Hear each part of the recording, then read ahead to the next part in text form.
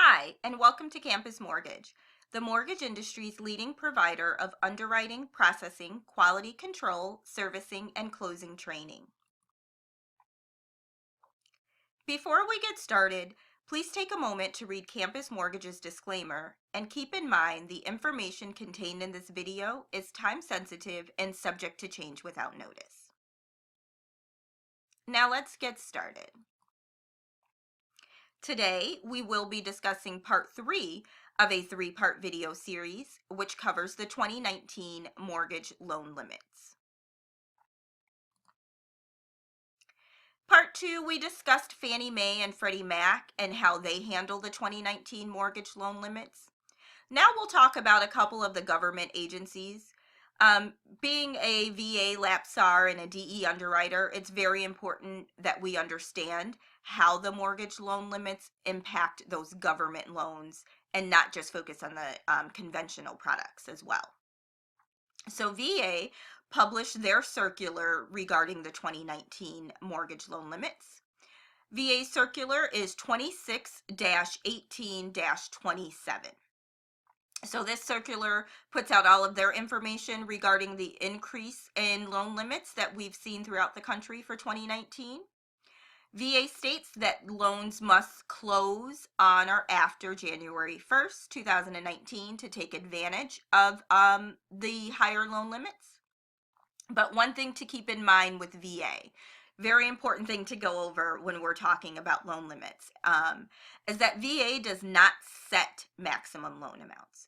So we talked about the county loan limits being increased throughout the country, but that doesn't mean on a VA loan that that's what your loan amount is limited to. So VA uses the loan limits to determine the max guarantee that they will provide on a loan. So VA says you can have whatever loan limit you want, but we're only going to guarantee 25% of the county loan limit.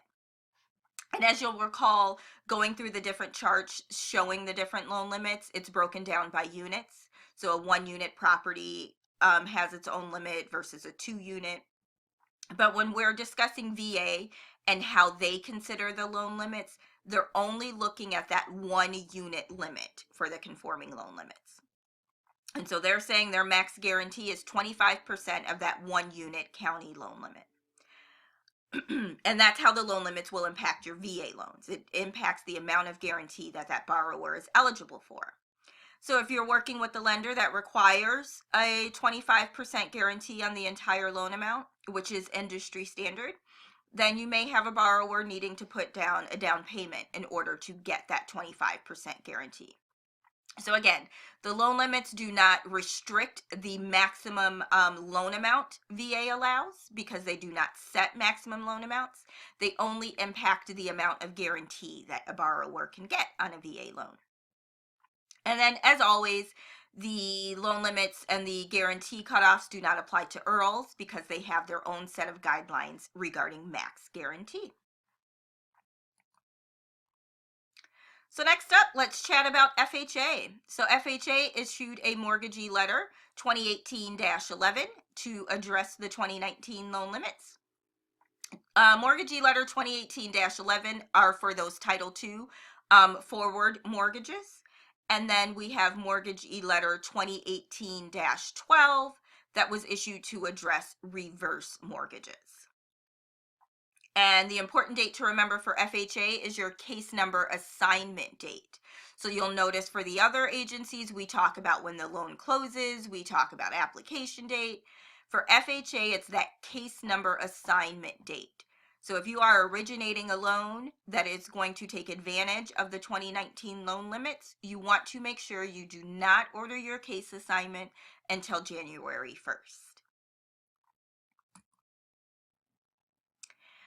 And now FHA is slightly different from our conventional loans, right? From the FHA loan limits that we saw. So FHA, they set their mortgage limits based on metropolitan statistical area and county data. So they do their own estimates and they evaluate increases and they come up with low cost area and a high cost area. And so your loan limits in those counties will be within that range. So, for instance, this is your general baseline limits. So we have a 1-unit low cost area of 314,000. And then that same on the high range is 726,000.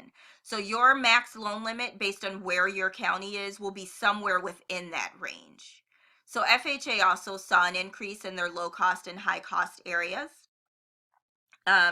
And so you definitely want to make it a habit of searching FHA's website directly when determining your county loan limits. With FHA, it's very important that you drill down to county, like I said, because there's a range of loan limits between low and high cost, and the actual set limit for your loan will be determined based on the county where your property is located.